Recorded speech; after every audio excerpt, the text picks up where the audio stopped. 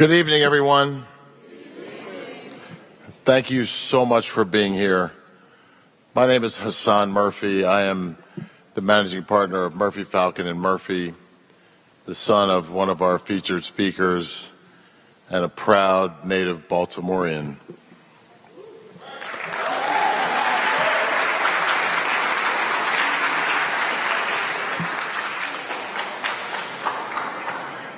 Over the years, it has been a mantra in my family to do all that we can to lift all of us together in one boat.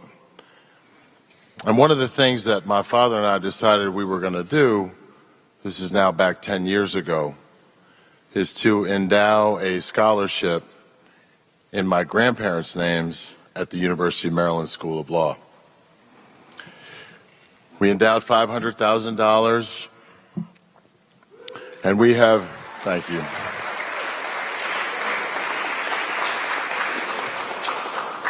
And it has become our mission over the last 10 years to augment and supplement and raise on top of that to make sure that we were creating the new generation of freedom fighters at the University of Maryland.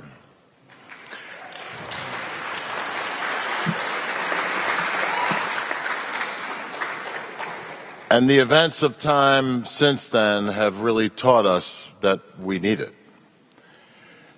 And you can see day after day images of the basic civil rights of the citizens of Baltimore being trampled on a daily basis. And that was the basic purpose of what we tried to fight against in endowing the Madeline and William H. Murphy Scholarship Fund. And your presence here today will help us immensely in continuing our work in making sure that we arm a group of our best and brightest with the tools that they need to understand what it is they are fighting against and what it is that we need to do as a community to make sure that we have the rights to freedom, justice, liberty, and the pursuit of happiness. And unfortunately, those concepts escape far too many of us on a daily basis. So thank you from the bottom of my heart and my family's heart for being here and supporting us. And a special thank you to our sponsors tonight. You know who you are. Some of you don't want to be identified, and so I'm going to leave it at that. But your outsized contributions to this evening and to our overall effort are truly and deeply appreciated by me, my father, and the rest of our family.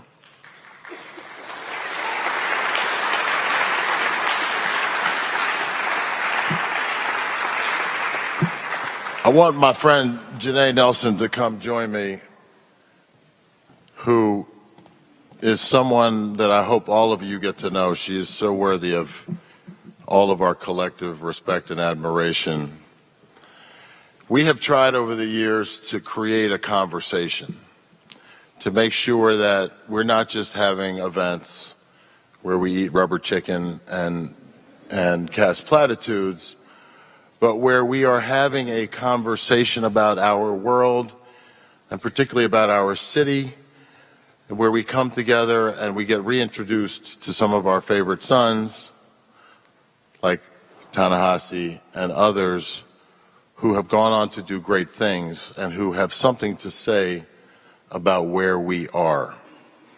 And this is another step in that conversation, another conversation for us to talk earnestly and honestly about where we are and to debate in good faith, unlike the debate that is happening in the rest of our country about who we are, what is it that we want, what do we need to accomplish our goals, and how can we collectively come together to make that happen. And so tonight is another night where we hope to move the ball forward, to have an earnest and honest conversation about where we are, about what we are doing, about what our intentions are, so that we can continue to grow as a people and as a community and as a city. So Janae, my friend, who is here with us given her very special and unique relationship with Ta-Nehisi, but really born of her special and unique accomplishments. She's the Associate Director Counsel of the Inc. Fund, the NAACP Legal Defense Fund. Many of you know our favorite son, Sherilyn Ifill, who runs it, a former professor at the University of Maryland Law School, who was someone that I don't know anyone who doesn't love and respect her, or at least respect the positions that she fights for and how she fights for them. Janae works with Sherilyn and is engaged in the front lines of the things that we are all about and that really match well with the purposes of our foundation. Janae received her BA from NYU Law School, or her BA from NYU and her JD from the University of California at Los Angeles, a law school that I did not get into, so good. I was 2 for 10, but that's okay. Only takes 2. Really only takes 1. That's right. Spent too much time drinking and, carrying on in college, but we can get to that another time. Janae was recently named one of the top 50 lawyers of color under 50. I'm wondering, I was reading this. Yes, thank you.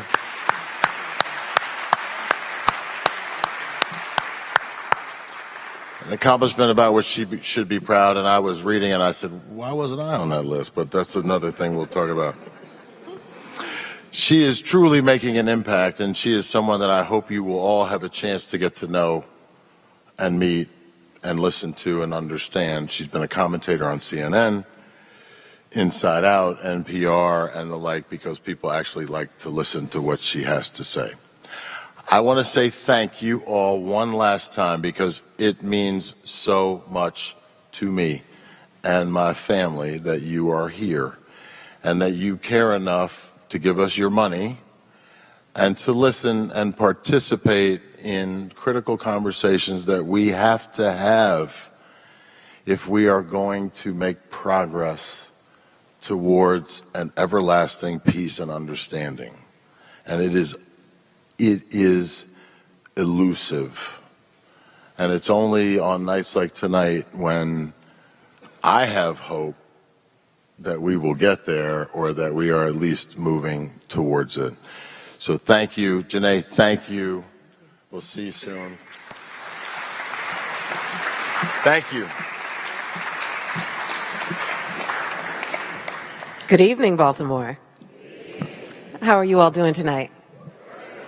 Wonderful. It is such an honor to be here. As Hassan said, my name is Janae Nelson. I'm the Associate Director Counsel of the NAACP Legal Defense and Educational Fund.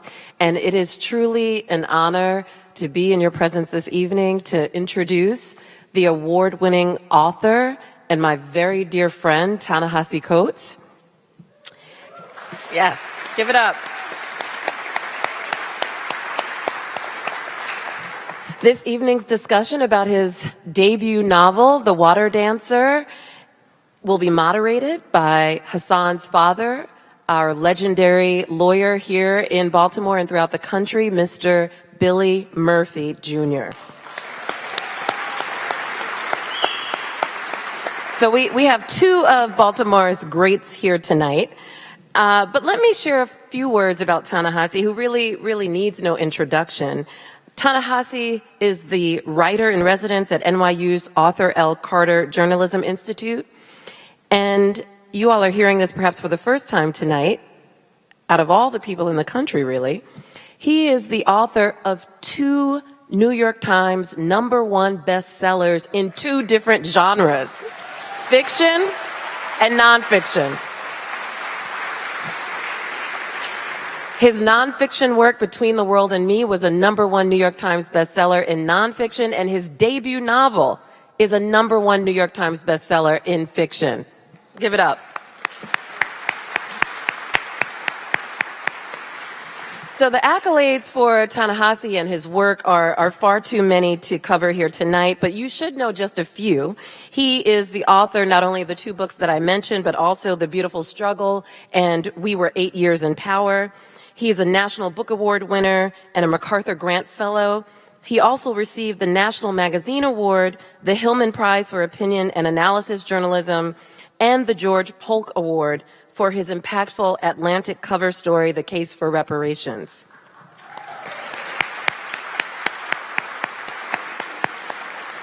So Between the World and Me was a searing and heart-rending work in the form of a letter to his son, Samari. And that book literally took the country by storm. It opened up and informed conversations on race with a depth of analysis and emotion and rawness that this country has rarely, if ever, seen. And now his debut novel, The Water Dances, promises to do the same, but through story, through lyricism, through dreamscape.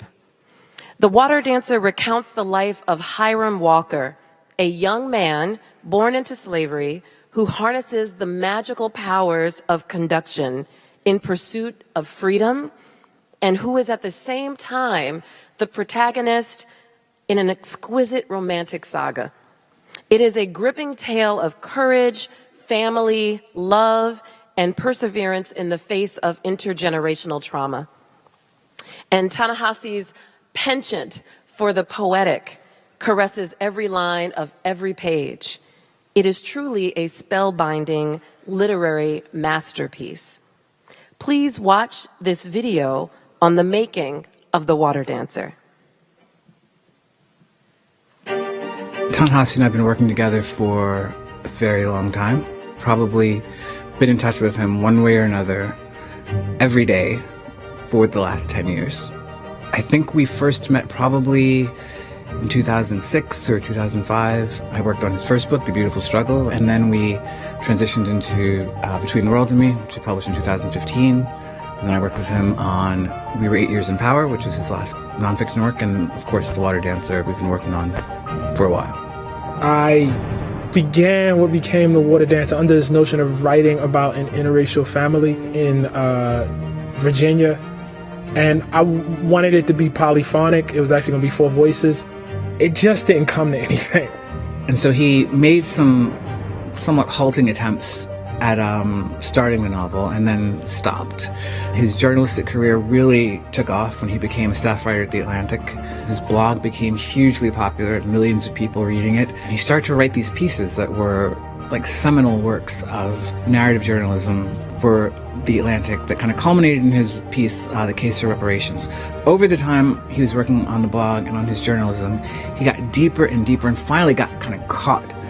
As some people do, like when you start really getting into the Civil War, you realize this is like the most fascinating story in American history. Yeah, I read a ton. I read about furniture. I read cookbooks from the period. I read books on how to tend, a house. I read a lot of first-person narratives. I read a lot of WPA narratives of formerly enslaved Black people. I read a ton of memoir from the period. I visited a ton of places. I went down to Monticello. I went to the Whitney Plantation. I went to Civil War Battlefield. I went to Shirley Plantation in Virginia. In the course of investigating, doing this book and doing more research on the war and on slavery, he returned to the idea that it captured him years before about this slave on this plantation in Virginia. But now he had much deeper understanding of what that slave's life and experience and world would have been. And then he connected it to this idea of a magical power that came out of his reading of William Still's Records of the Underground Railroad and reading about Harriet Tubman's life and reading about sort of the magic of the experience of escape. And that connected a lot of dots for him in terms of how to turn this one person's life into the magical epic, I think, that he wanted to write. I felt like African American history, again, is often presented like eat your vegetables. and I wanted something closer to like Lord of the Rings.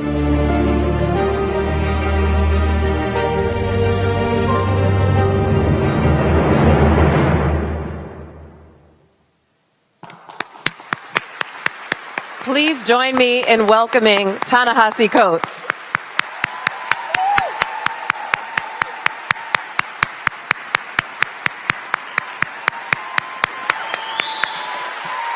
Thank you. That wasn't bad. That was okay.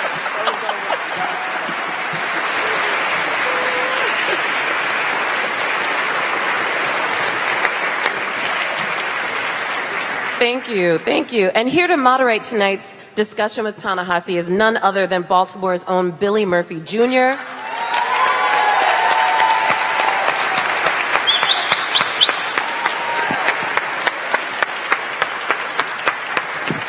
I must say, as a fellow lawyer, it is a distinct honor to introduce Mr. Murphy and to be in the city that raised another legal giant, Thurgood Marshall, who founded the NAACP Legal Defense Fund in 1940.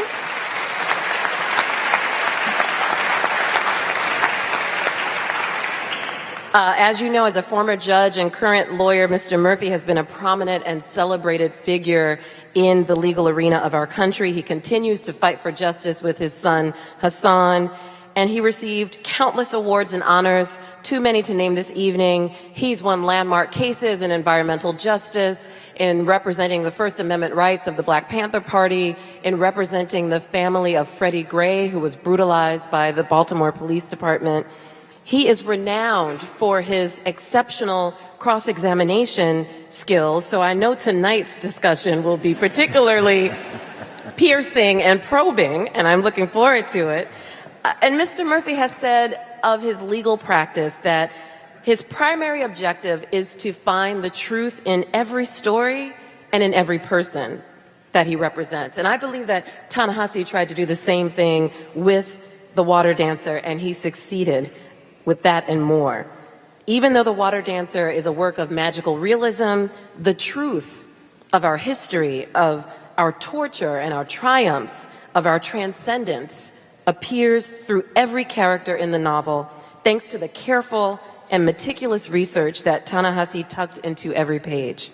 So I know you are looking forward to the discussion like I am. Without further ado, I turn it over to Mr. Ta-Nehisi Coates and Mr. Billy Murphy. Thank you.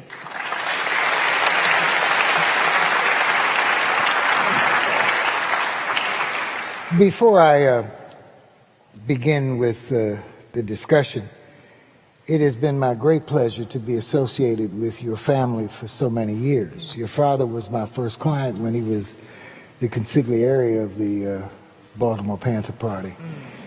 And I started reading your stuff, and I didn't make the connection. And I remember one evening picking up the phone and calling you. And you said, "Hey, man, you don't even know who I am, do you?" And that's when I found out that this young man who has influenced my thinking in ways big and small was actually Paul's son. And let's talk about that. Tell us about growing up in Baltimore. And, you know, what parts of the experience of Baltimore influenced you the most, both positively and negatively? So first of all, thanks for having me. It's an absolute honor to come back to Baltimore. It goes without saying, but needs to be said that whatever the honors that Janae just laid out that have been bestowed upon me, whatever the books, you know, #1 bestsellers, etc., we all have to start somewhere. And I was quite honored and quite privileged to start here in Baltimore. One of the things that is not thought about enough is the site that Baltimore played, and really the site that, you know, the state of Maryland has played for black people in resistance to white supremacy throughout the years. And so when I come back to Baltimore, and particularly when I come back to Baltimore with this book, I'm coming back to where Frederick Douglass worked. I'm coming back to the state of Maryland. I'm coming back to where Harriet Tubman did her work. My family is from the Eastern Shore, where Harriet Tubman, you know, did so much of her work. And so there's a very, very neat segue from there into the answer to your question, Billy, and that is, when I think about my writing career, I was very aware of all of that. I grew up in a very, very literate, household. There were books everywhere, and a number of those books, well, the vast majority of those books were by and about and for Black people. And so there was always that consciousness of what the history was.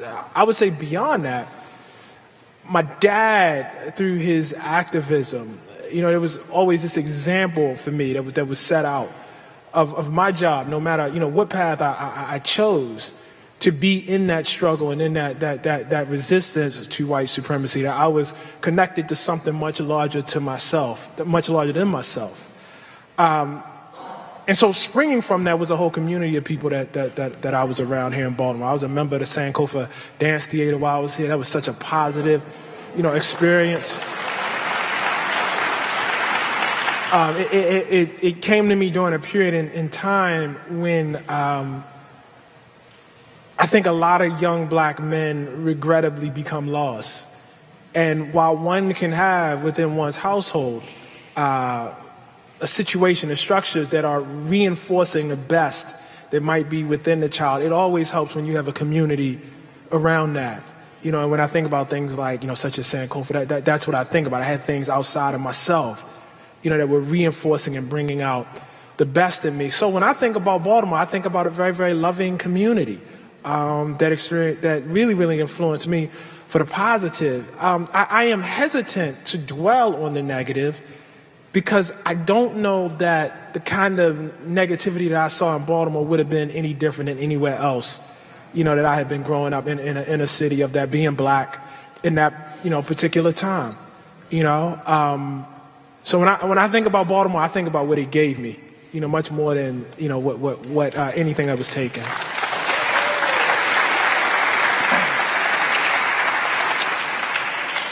Now, I recall not too long ago that there was another person talking about Baltimore who happens to reside in the White House. And you said some pretty strong stuff. How has that thinking about him evolved? It hasn't. I mean, my man said, they are who we thought they were. You know what I mean? He is who we thought he was. And I think there were people who have been loath to come to that conclusion, because if the tough thing about having a white supremacist, an open one, in the White House, is that one must then conclude that a critical mass of Americans don't view white supremacy as a disqualifying belief. You know what I mean? That's the best you can say,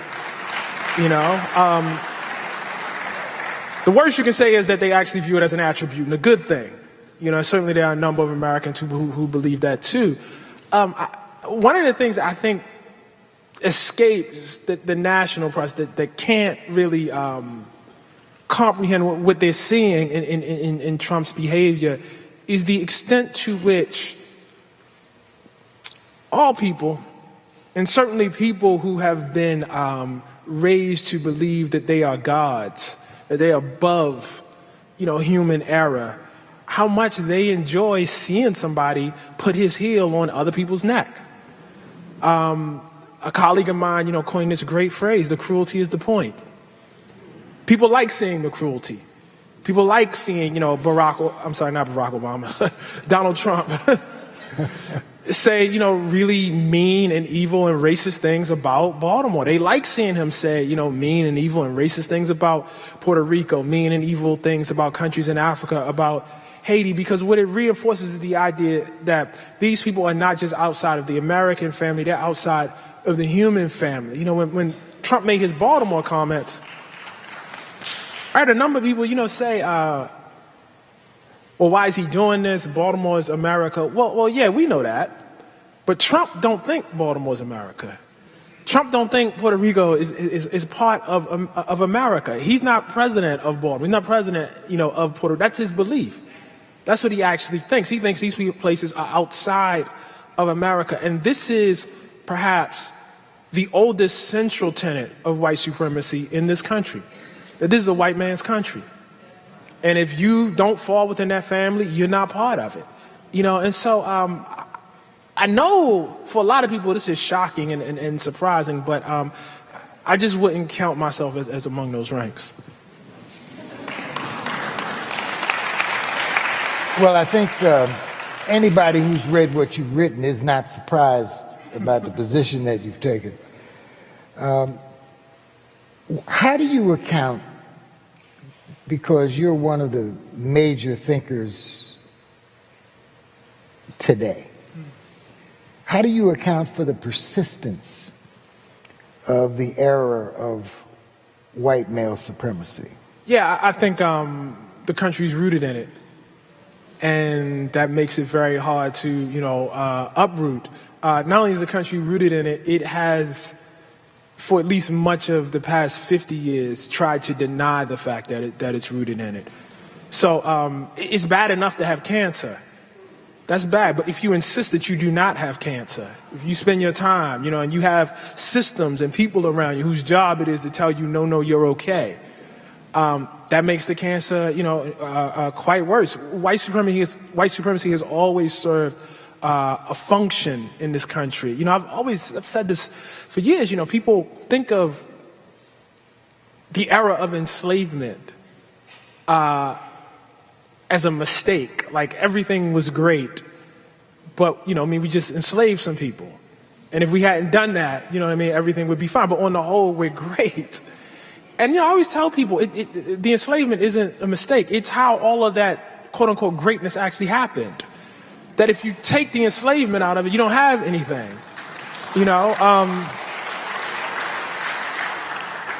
And I mean this in the most literal sense. For this book, for The Water Dance, I had to do a tremendous amount of, as I said in the film, research, and probably the place that was most helpful was Monticello in Charlottesville, Virginia, where I think all black people should go, by the way. I understand why we don't go. I get it. I totally get it. But we should go. We actually should go. It's not a vacation experience. You will not have the same experience as the majority of white people who are there. But it's an experience that you should have, because what you get to see is the home of Thomas Jefferson, who is hailed as, preeminent American genius, and was a pretty brilliant dude. And how all of that genius, all of everything that he had was built on the backs of hundreds of enslaved black people. And you can know this, but to actually see it, to see the house, and to see the columns on the house, these beautiful, columns made and hewed from stone. And to know that Jefferson actually didn't know how to do it. That it was an enslaved man by the name of Jupiter who actually built those columns. And that historians at this very day, and archaeologists at this very day, have studied and tried to figure out how Jupiter built those columns, and they still don't know how he did it. To see that, to see, all of to know that the enslaved people down in the fields were tending their own gardens. And in order to get vegetables for the house, Jefferson had to buy from them. To understand the degree of dependence that his food was cooked by a black man who he took over with him enslaved to Paris, and who learned, how the delicacies and the intricacies of French cooking. To know that all of this was built on black folks, and if you took it away, you had nothing. And that's a metaphor for America. That Jefferson's house in Monticello is actually America. That you can't have all of the beautiful, because it's a beautiful house. It's a beautiful house, classical looking and all of that, good kind of stuff, manicured lawns, all of that's great. But you don't have any of that if you remove the enslaved people. And finally, the second part of that is when Jefferson dies, and he's lived this tremendous life of luxury and drinking French wines and champagnes and eating delicacies. He dies deeply in debt. Now, here's a man who had no labor costs, dying in debt. And how do they settle that debt? Well, they look around and they say, okay, what do we have of value? Well, we have the land, but that's not enough to settle this debt. that Jefferson left. We have, all this fine furniture and beautiful things. Maybe we have some sort of yard sale. That's not enough to settle this debt.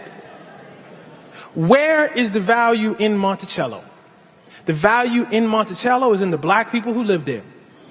And they auction those black people off on the lawn at Monticello. And to know that, to understand that this house, and thus this country, wasn't just built on the labor. It wasn't just the picking of cotton. It was the literal destruction of black families that allowed this country to build itself up as, the greatest power that the world has never known. When you have it in that deep, and that's just enslavement, that's got nothing to do with Jim Crow, race riots, redlining, everything that came after, we'd be here for another hour. But when you have it in that deep, you would have to do some major work to pull that up. And, by and large, the people that lead this country have just not been prepared to do any of that. Well, we recently learned that Ronald Reagan, if there was ever a lingering question in the white community. And there was. Yes, there still is, notwithstanding what we just learned. Was an absolute cold-blooded racist who called African leaders in the UN monkeys who are just getting used to wearing shoes. How have we been able to fool so many people into believing that he was a kindly old man, a little lost in his later years, who shook his head in a very ingratiating way? How have we been able to suppress that knowledge? Yeah, I think for the longest it is, in many ways, America's very, if you use, again, Reagan as a metaphor, America's very existence and story of itself as a democracy necessitates the belief that you just outlined.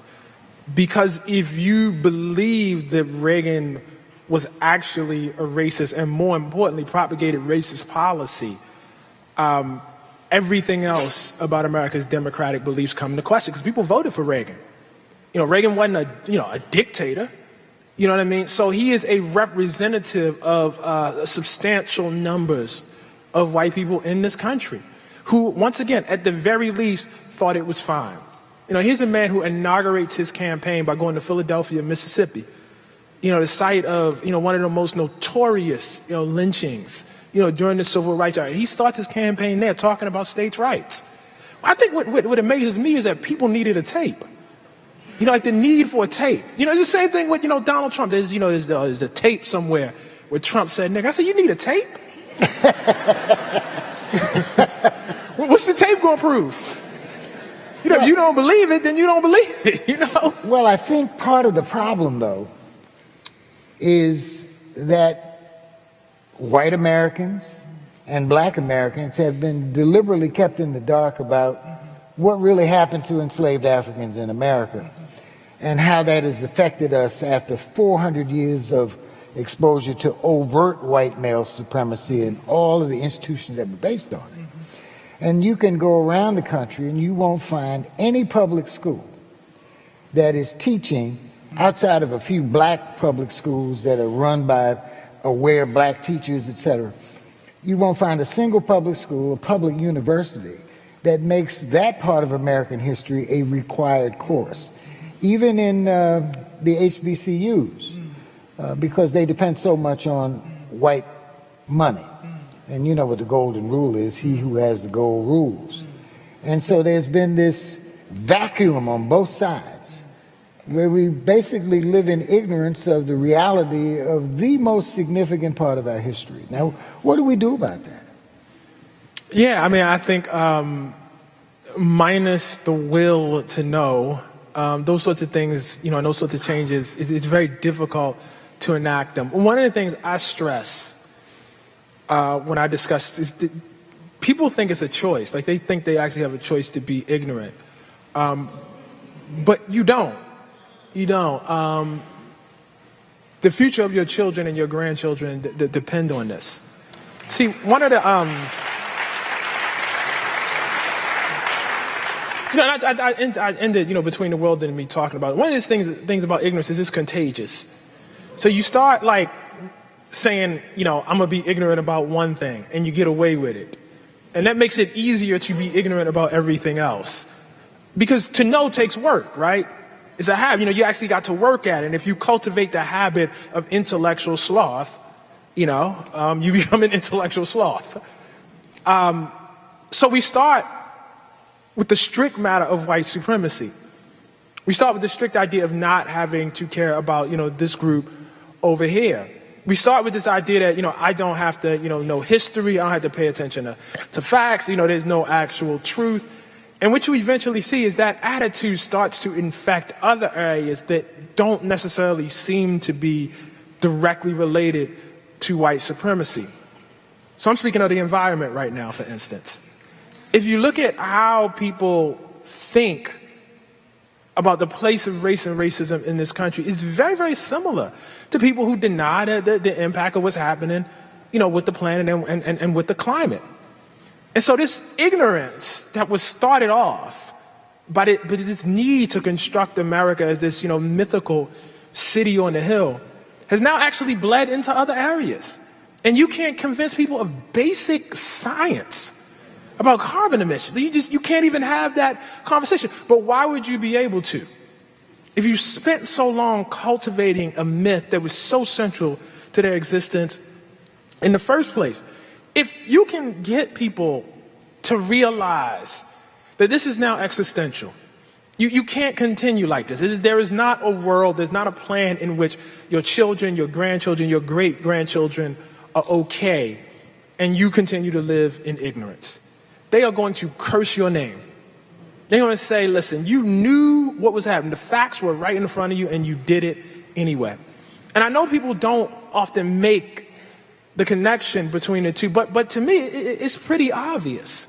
If you start from a position that the people can't actually know what's true about this huge, huge thing, which is the black experience in America, there is no reason to expect them to be more mature when it comes to other matters that are crucial and existential.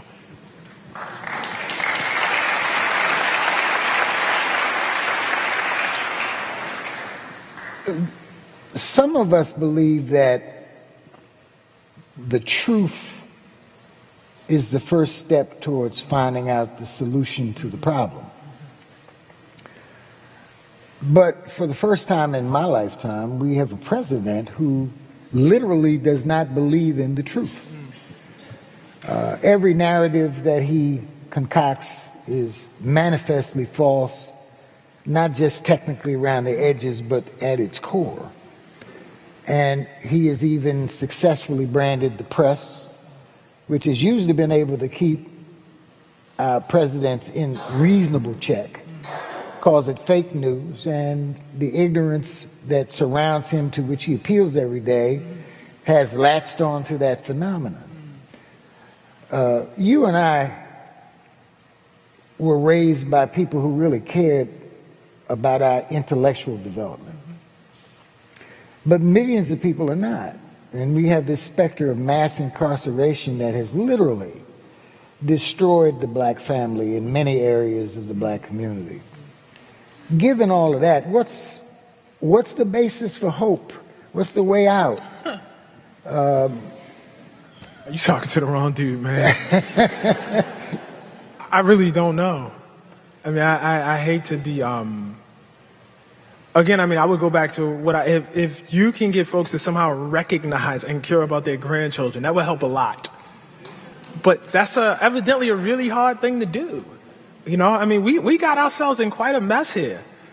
I mean, we really, really did. We have, I mean, again, and I'm just speaking about that area, that I know that I've researched racism and white supremacy, but I am pretty sure that you could expand this out into the manifold sins and the manifold evils that we have on our shoulders. This is a country that could only really begin to be described in the most conservative terms as a democracy about 50 years ago, with the advent of the civil rights movement. We did a lot of bad in that time, and we reified a lot of really, really horrible habits. And how you begin to get yourself out of that, I don't know, but what I do know is continuing to perpetrate the lie is not a good one. It's not a good way. I do know that it's not a mistake that your first black president was followed by your first aggressively white one. That's not, that those two things go together. There's a kind of rebellion going on against the idea of a different world.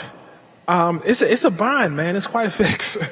Well, but one of the frustrating things that you see both as a spectator and a participant in what's going on today politically is that America has become so insular that it doesn't realize it's pissing off 90% of the planet based on its overt racism alone. People of color have now seen the light that you're not going to talk Donald Trump out of being a racist. You're probably not going to be able to influence his policies both abroad and at home insofar as they negatively impact people of color. But white supremacist beliefs are so strong that they're basically saying, to hell with the rest of the world. We play by our rules, and, F the rest of you. Now, I'm trying, I'm trying. And so, yeah, thank you very much. Yeah. So what do? I mean, we are people looking for the answers to very, very important, life-determining, end-of-the-world kinds of questions. And there is not yet a consensus on what we ought to do except impeach the bastard, which I hope happens at the speed of light.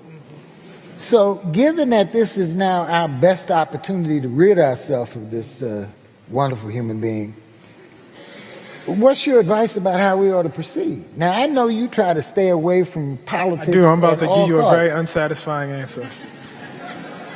I don't try to stay away from politics. It's not that. It's just I don't know. I literally don't know. I mean, one of the things, and I say this all the time, people who are good at one thing are not necessarily always wise and learned on all things. And the realm of electoral politics, that's a whole different thing. That I feel there's a way in which I could be up here and give you a very BS answer, but maybe not an answer that I'm confident in, maybe not an answer that I actually would, give if I had to, have a debate with somebody. So I try to work really hard to only give answers that I can, put my 2 feet down and stand on.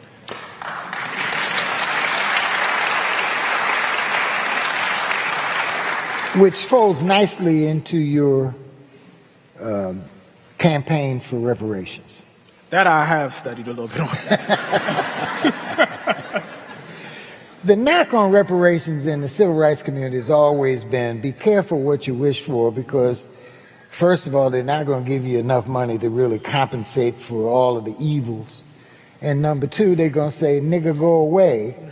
And that might play into the desire of the Trump population to have a justification for eliminating all of the civil rights protections. Now, we know they have the intent because Trump has packed the Supreme Court with people who are not interested in seeing the Civil Rights Act survive, the Voting Rights Act survive, the Fair Housing Act survive, the constitutional amendments that give us much of the freedoms that we have today are up for grabs.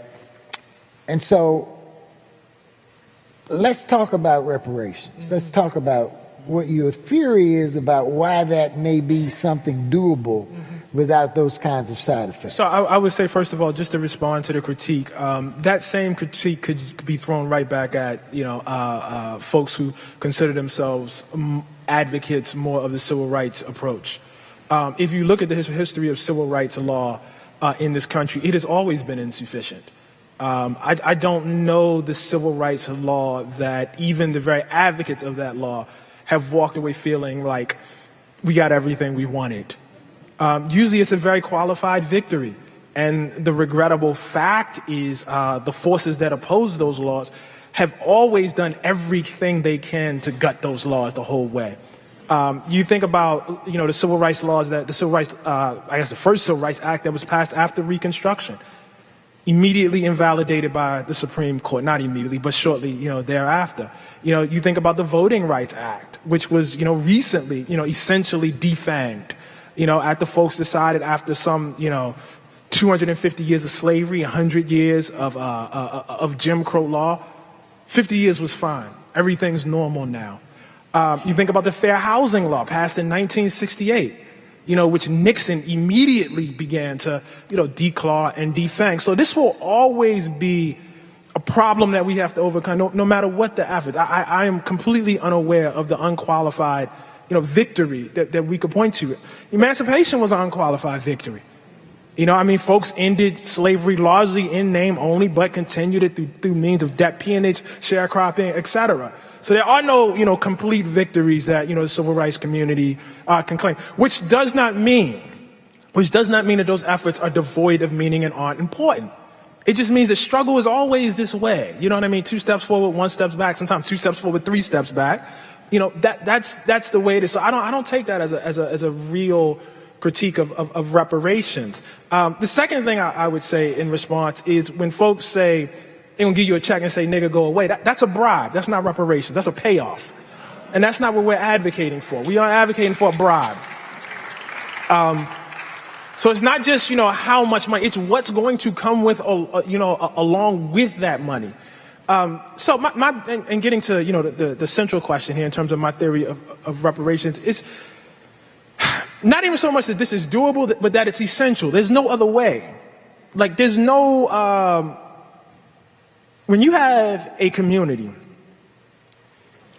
that has 20 times the wealth of another community, you have a black community that has, for every nickel of wealth, white community has $1. When you have a system, which we call segregation, in which all of those people with nickels live around each other, and all those people with dollars live around each other, and all those people with dollars are free to multiply their social and financial capital together amongst each other while we're trying to multiply over here with nickels. That is a vast gap in resources. When you have a situation in which the institutions in that community with only the nickels reflect that wealth. And so it's not just that the individuals are themselves poorer, but the institutions that serve them are actually poorer. And mirroring that, in a community with all the dollars, you see richer and more wealthier institutions serving them. So it's not just that you have a gulf. The gulf is actively expanding even as we speak right now. This is not static. We're not holding in place right now. And then when you historicize that, and you ask yourself, why is that gulf there in the first place? And you start looking at the history of this country. You look at those 250 years of enslavement, which was nothing but plunder, taking the work of somebody else for your own. And then you look at the 100 years that passed after that, which did not constitute a period of, okay, everything's fine, go be happy and be merry, but actually constituted a period of further robbery, of debt peonage, as I said, of convict leased labor, of redlining, of GI bills made for only certain people. What you see is, to say nothing of the era of mass incarceration, which continues into, our time right now. What you see is the dominant relationship. The key relationship between black people in this country and white people in this country is one of robbery, extraction, and plunder. If that is the case, the only thing... Paul Coates did not raise a scared Negro. The only thing that can repair that is the immediate cessation of that plunder and the return of that which was taken. I hesitate to see any other way out. So it's not even, and we can talk about ways that, it might be doable. I'm happy to have that conversation, but even the notion that there's an option, that there's a way to do this without reparations, I don't see it. I don't see it at all. And by the way, we should all congratulate you because you resurrected that conversation.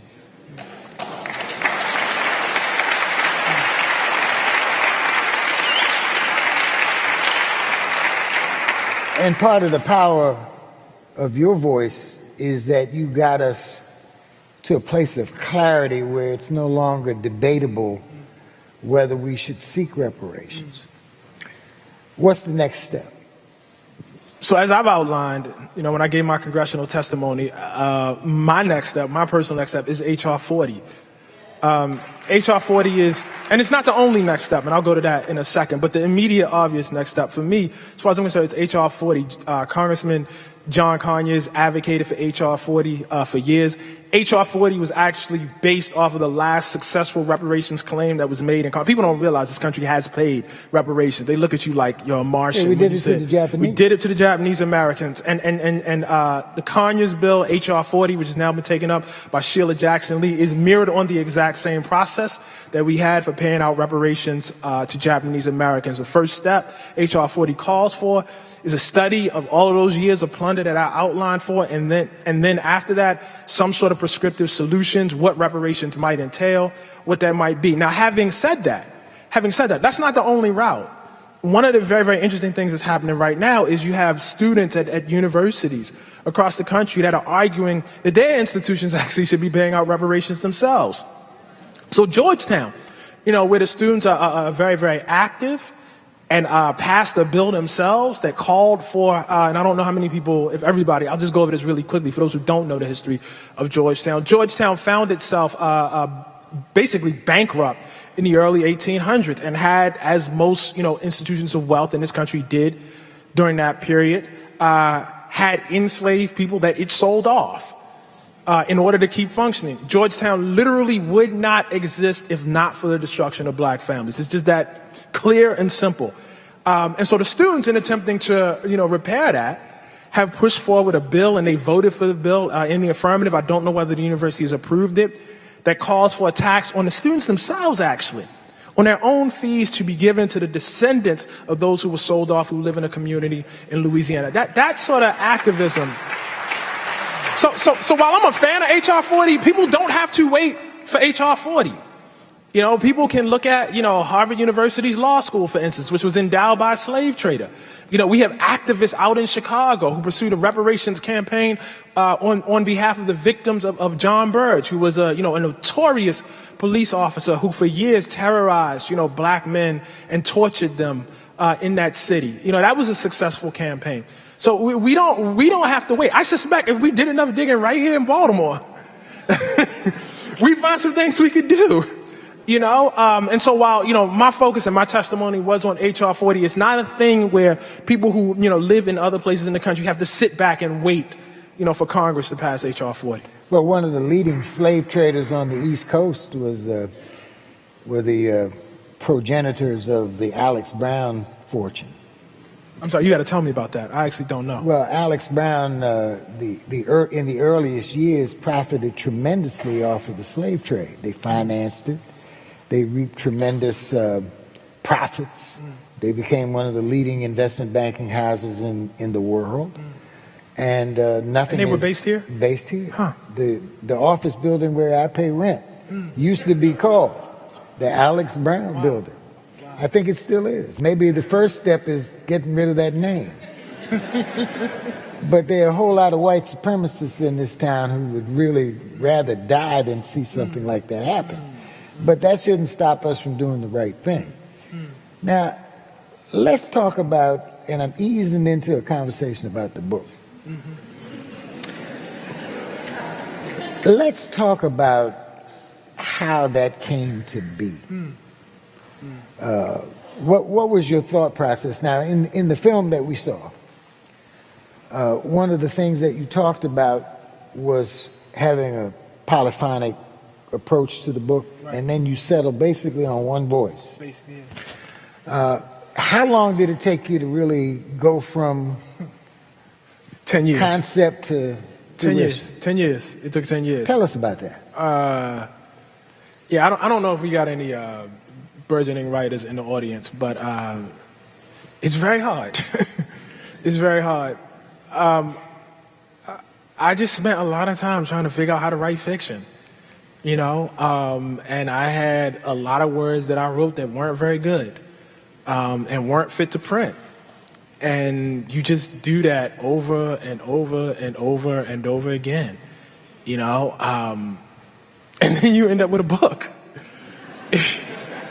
I mean, that's it in a nutshell, basically.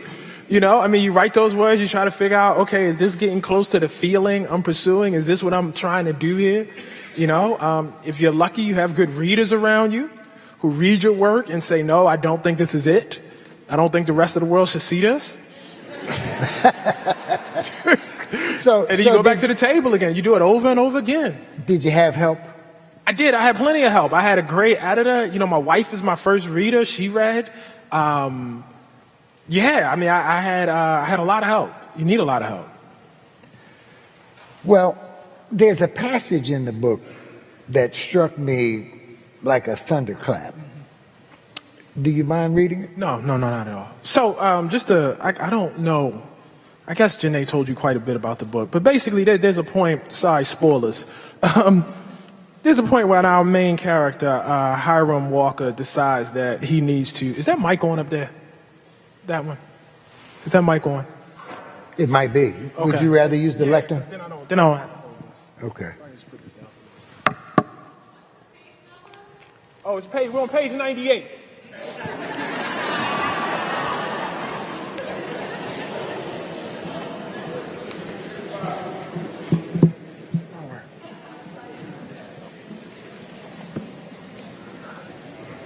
So, basically, what happens is there's a point in which the main character, Hiram Walker, decides that he can no longer live on the plantation of Lockless. And part of what makes him decide this is there's a young girl he's in love with. He's about 19 years old. He falls in love with this girl. And she herself is tasked, in the terminology of the book, as basically a sex slave to somebody else. And she's decided she has to get out. And her wanting to get out fuses with his notion of wanting to get out. And so this is Hiram and Sophia, who he is in love with, at the moment that they make the decision that they have to leave. I have to say this was extremely difficult to write because I spent a lot of time trying to understand why the vast majority of enslaved people never ran.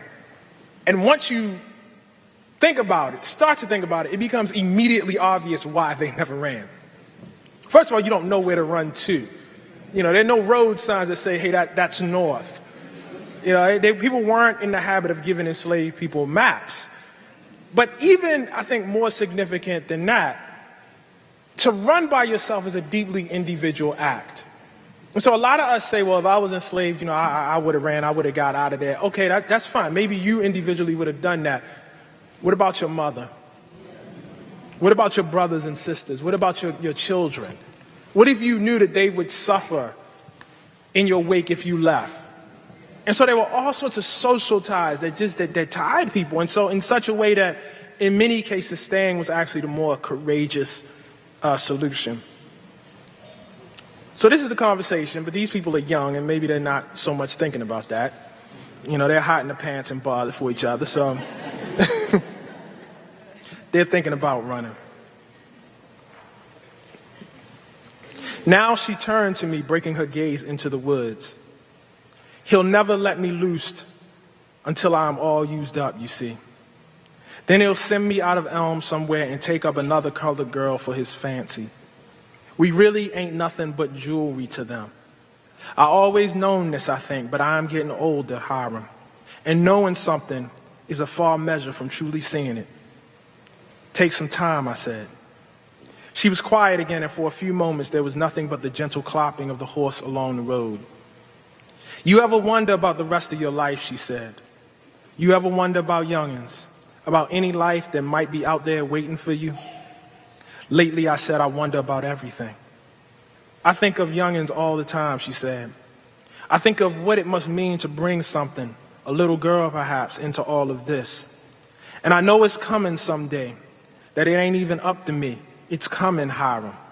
And I will watch as my daughter is taken in as I was taken in. And I am trying to tell you that this all has me wondering about something else, about another life past the River Goose, maybe past the mountains, past. And her voice trailed off, and she was looking off to the side of the road again. And I think now that this is how the running so often begins, that it is settled upon. In that moment, you understand the great depths of your peril. For it is not simply by slavery that you are captured, but by a kind of fraud which paints its executors as gardens at the gate, starving off African savagery, when it is they themselves who are the savages, who are Mordred, who are the dragon in Camelot's clothes. And at that moment of revelation, of understanding, running is not a thought, is not even a dream, but a need, no different than the need to flee a burning house. Hiram, she said, I don't know why I come to you with this. All I know is you have always been one who saw more, who knew more. And then you met the goose. We thought you was dead. You was there at the gates, and I watched you turn away.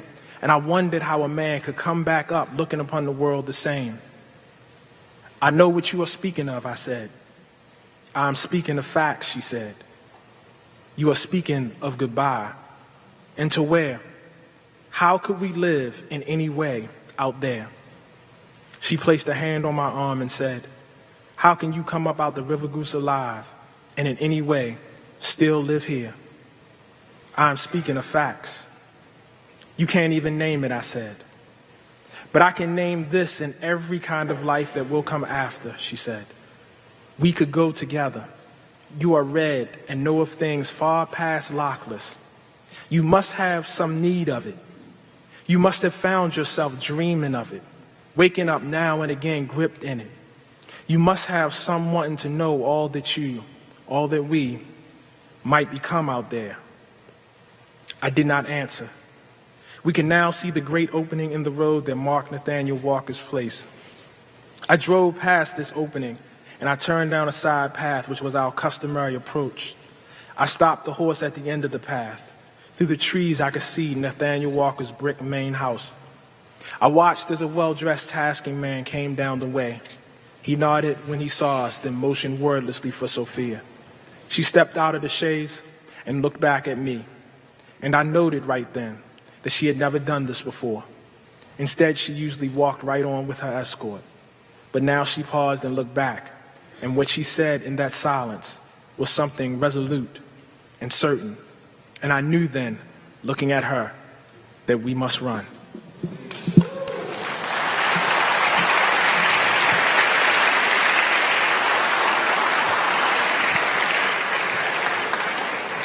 As we said in the old country, that really popped my cork when I read that.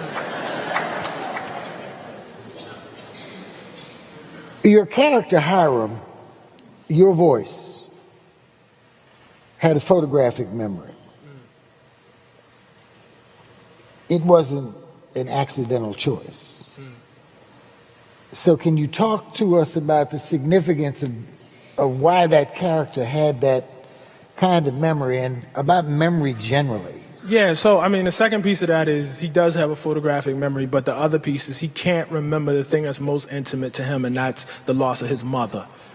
And so I think in many ways, Hiram is a metaphor, both for, us as a community, in the sense of, all the things we have, all the resources we have, and sometimes our desire to not face up to really painful things. At the same time, it's a metaphor for the larger country, which has its own collection of resources and does not want to face up to shameful things. So not to spoil too much. Well, I guess I better stop. People are going to get really upset. No. Anyway. We're here for truth tonight. Yeah, but no, it's not that I'm worried about. I don't want to spoil the story. I don't want people to feel like I told them how to not. Trust me, he will not spoil the story. That's it. That's it. Now, you made a comment and you said this a couple of times publicly as well, that you've always regarded the obligation to read Black history similar to the obligation of eat your vegetables. Mm-hmm. And that when you were writing this book, what you had in mind was something more like the Lord of the Rings, a kind of epic tale. Is there a movie there someplace? Well, I would say two things. it's not that I regarded the reading in that way. It's that that's how it was often taught. That's how I think back to. I'm hesitant to criticize, my time in school, but I think back to school and how much of learning about Black history, say during Black History Month, was like this kind of rote memorization of, when Thurgood Marshall was born, for instance, where he was born. And as, I guess, cool as it was that folks were teaching it, I just learned, and I say this all, I just learned that Thurgood Marshall was a horrible student up at Lincoln University. And I wish somebody had told me that.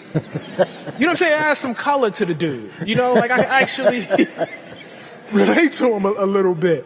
And so in many ways, I was trying to not do the kind of, great Black heroes of history sort of thing. You know what I mean? Because, in fact, when I went to research the book, it is its own epic.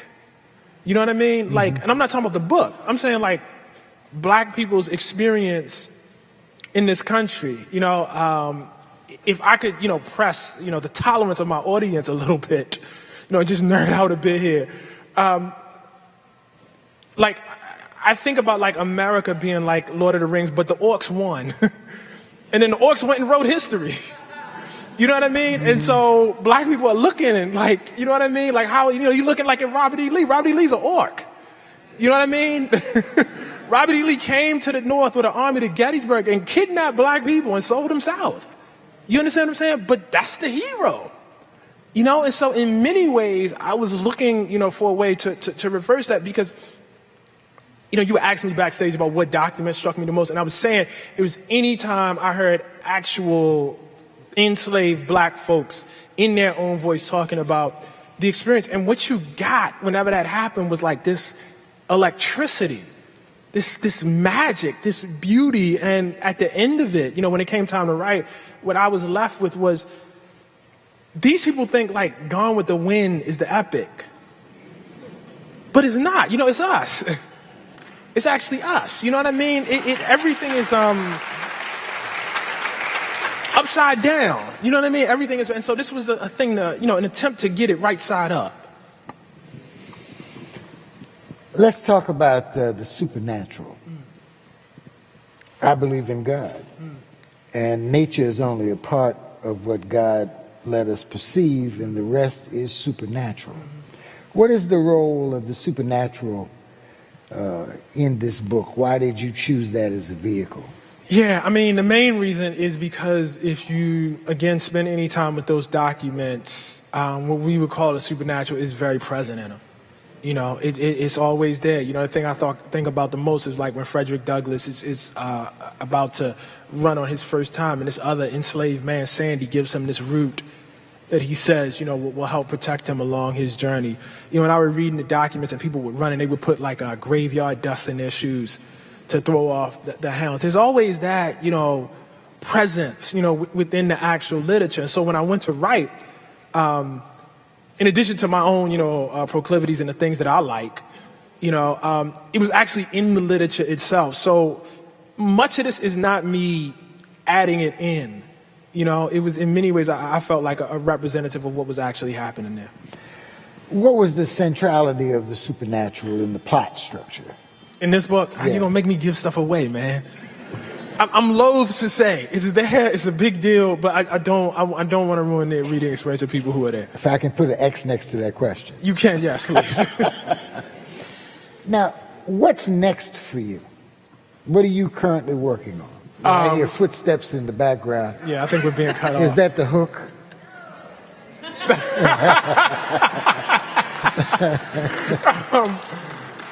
I'm in week 3 of a 7-week tour, and I don't want to even think about what's next until I survive that tour. So once I get through that, I'll be good. Well, I think I speak on behalf of the world.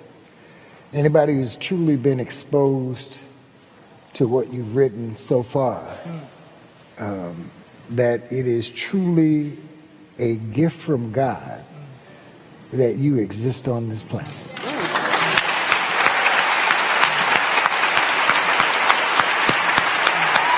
Thank you. Thank you. Thank you.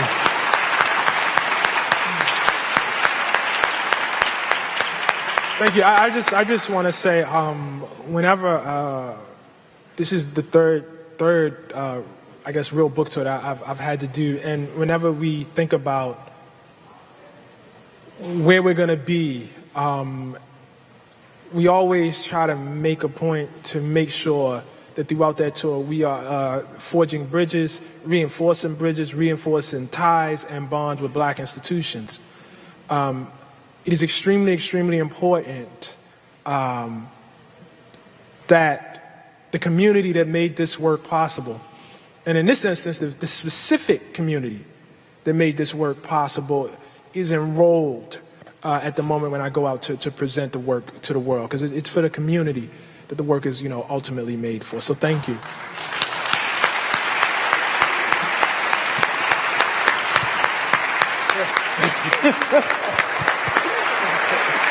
Thank you.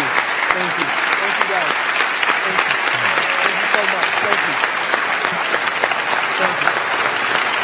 Thank you.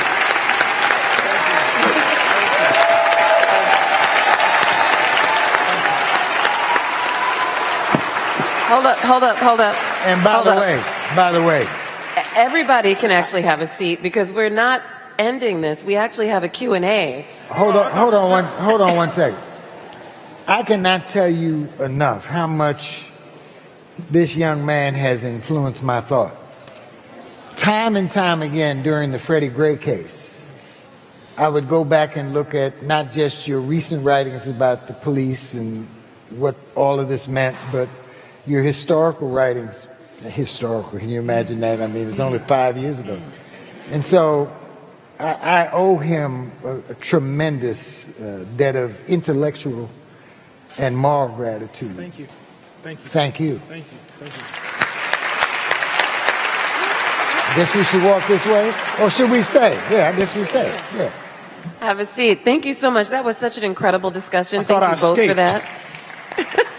So Ta-Nehisi talked about bringing the community into this work, and I can't think of a better way to do that than to have students here listening to your brilliance and also trying to mine some of it for their own. And they've done that by coming up with some really excellent questions for you. It seems like there are a lot of aspiring writers at the Seed School of Maryland. I'm seeing some incredible questions from them about the writing process. And so I'm going to share some of them with you. I'll combine a few, if you don't mind. The first two questions are from Wilcoria Taku and Gabriella Rose. And they would like to know, when is the moment that you first had your creative spark to write a book, and what made you want to start writing? Wow. That's a great question with not a great answer. My dad published the great Walter Mosley. Walter had an agent. He suggested after a dinner, for reasons that were mysterious to me, that I go talk to that agent. I did, and she said, "You should write a book." And I went and said, "Why not?" That's the literal story. Before then, it had not, I guess I had some vague notion of writing a book, but it sounded so huge, like it was so many pages, very intimidating to write those many pages. And then, she had read some of my magazine articles and said, "I think you can write a book." And, here I am, 4 books in. So that's important. The advantage I have of knowing Ta-Nehisi for so long is that I know that he had done quite a bit of writing before you got to writing books. That's true. You wrote poetry. I did. You wrote news articles. I did. So never in that process did you have the idea that you might write a book? It was like, that's what I'm saying. It was like a vague notion, but it wasn't something I was actively, all of that other stuff I was actively pursuing. I was pitching all, that sort of thing I really was after. But I didn't really know how that went. I didn't know how to, how do people actually write books? It was so far off from me that until somebody said, "Listen, I actually represent people. I'm actually in this business. You should try this," that it occurred to me to really buckle down and do it. Okay. How many hours did you put in? A lot. I think the thing that, if there are young writers, or being that there are young writers, I think the thing to remember is that the point from idea to actually publication always involves tremendous amount of failure. And so I wrote a book proposal that basically got refused by everyone. Now, book proposals are long. They're like 40, 50 pages. So I wrote one of those, basically to no avail. And then I wrote another one, and only one person bid on it, and that became the beautiful struggle. You got to enjoy the process. You really have to enjoy the actual doing it, because if you're only doing it for outcome, you're going to be in trouble. Because most of the time, you're going to fail. Failure is part of it. Failure is part of life. Hopefully at some point after this, I'll start, another, book proposal. Or another book, I guess. And I probably will write many bad versions of that will fail. That's a built-in part of the process. But if you like doing it, it makes that a lot easier to take. Well, that brings me to a perfect question from Sonia Conte. And she wants to know, how do you know when you've written a good story? How do you know when you actually got there? I don't know. That's tough. You don't know. When you're happy, I'm happy with this. But most of my own writing that I'm happy with, 4 years later, I don't even really look at. That is probably for people outside of me to judge. Because once again, you're so within the process, you're so within the act of creating, and you know everything that went wrong, up to everything that, actually, got to the point of publication. I feel really good about The Water Dancer. I feel really happy to share it. That's probably about the best I could get to. What's your previous most favorite book? That's like children, man. Can't pick a favorite kid, bro. That's a tough one. You love them all. I do. I love them. Well, speaking of children, speaking of my godson Samari, someone had a question about whether you kept your son in mind when you wrote The Water Dancer, because he was obviously the subject of Between the World and Me. And the question is, did you see Hiram as your son? Were you still writing for Samari when you wrote The Water Dancer? And this question came from Andre Lambert Jr. So that's a yes and no question. The reason why Samari, again, so much of this is just mundane. The reason why Between the World and Me is written to Samari is because myself and my editor, we came up with a very basic test. Samari was 14 at the time. But he was a kid who read, he was a very literate kid. And so the idea was a 14-year-old literate kid should be able to read this book. And if we do something beyond that, we've messed up. And that was the test for The Water Dancer, too. It was the same, just the same sort of thing. So I guess I kind of had him in mind, a little bit. Is Hiram my son? I don't know. There's probably a lot of me in Hiram, more than there is of Samari. And then a lot of things that are not me. But there's probably some version of myself. But there's actually some version of myself in all of the characters. Some version of myself in Sophia. Some version of myself even in the white characters. Wonderful. So a couple of other questions about the writing process by Terrence Black. How do you stay focused throughout the writing process? Do you ever feel overwhelmed by the number of creative ideas that come to you? And how do you deal with writer's block? No, I don't know. I love what I do. I feel like extremely lucky that, I have the luxury of being able to make a living, doing what is essentially a hobby to me. I don't believe in writer's block.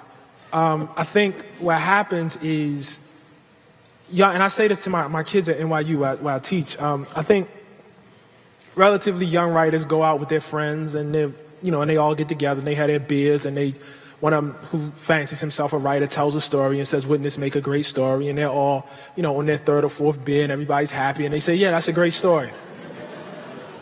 You should write that. And the kid says, okay, I'll do that.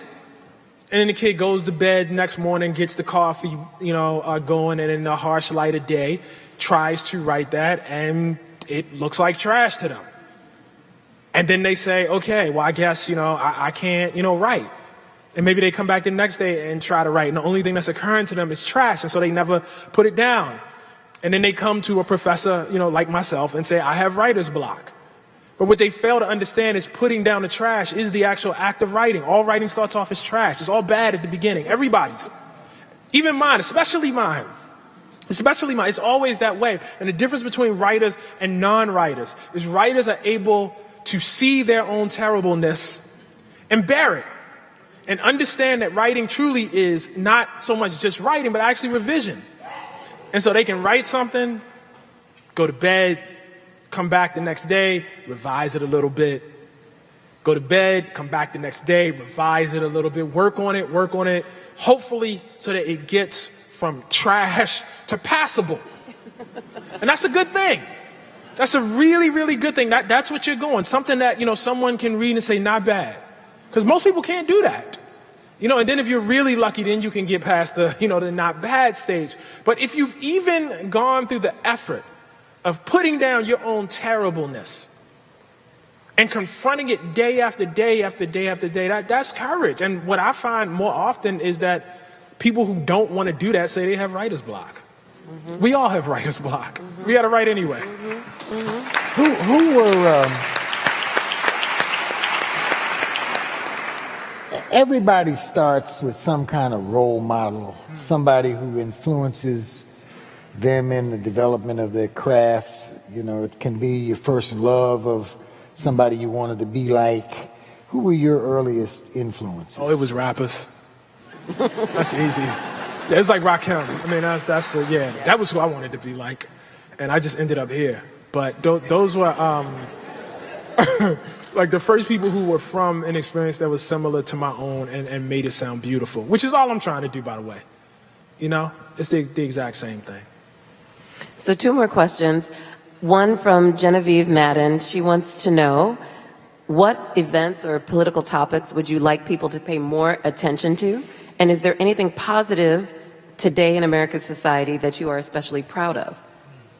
So what do you want people to pay more attention to, and what are you proud of in our world today? Yeah, I mean, I don't really, in the first question, I don't really approach it in that way. I think people should be deeply concerned about the future of their world and the survivability of their world. And obviously, as I outlined, our climate change, global warming, I mean, this is the biggest existential crisis that we've ever faced. So I think people who, as I said, care about their children and their grandchildren should be thinking about that.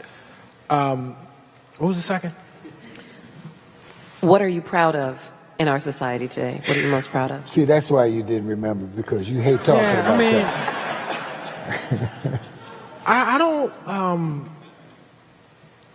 I don't think about society or the country or the world in those terms. There's actually very little I'm proud of, and probably very little I'm actually ashamed of. And I mean that about America in and of itself. The problem with America is not a particular evil. The problem is a need to believe that it has a particular good. So it's not that you're worse than everybody. I mean, in some cases you are, but it's not overall that you're worse. It's that you believe you're better than. That's the problem. Like you think like the kind of errors and the evils and the mistakes and the flaws that human beings commit and have committed outside of history, somehow America has escaped them. And that's in, America's own, this idea of American exceptionalism. Reagan talking about the shining city on the hill. This belief that America is special, is probably, the biggest problem. So that, like, I don't think in terms of pride, America's my home, and home is like family. You don't get to choose it. I'm from here. You know what I mean? I'm not going anywhere else. I love it. And the way I show that love is not through flattery. It's not through, roses. You know what I mean? And talking about how great my home is. It is, the same way that people who have historically loved me have shown love for me. And that is by telling me the truth. Mm-hmm. That's love.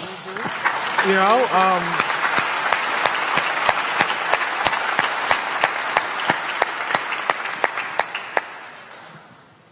So I want to close out with one final question from a student from the Seed School of Maryland, and this is Kaya Hatton. And she wants to know, how hard was it to get where you are today? Not harder than it was for my mother to get where she is today.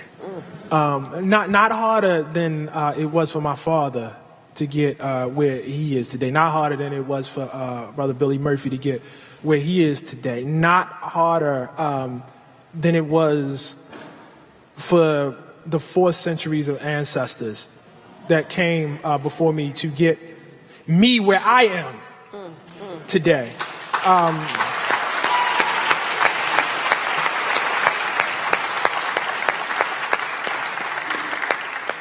I don't do too much dwelling on that. Well, I just want to say on behalf of, I believe, everyone here in this room, we are so grateful that you got to where you are today. We are grateful that you went from what you called terrible, which I'm sure wasn't terrible, to passable, to bestseller, educating all of us and inspiring all of us every day. Thank you so much, Ta-Nehisi and Mr. Murphy. Thank you. Thank you, guys. Thank you for coming and have a good night.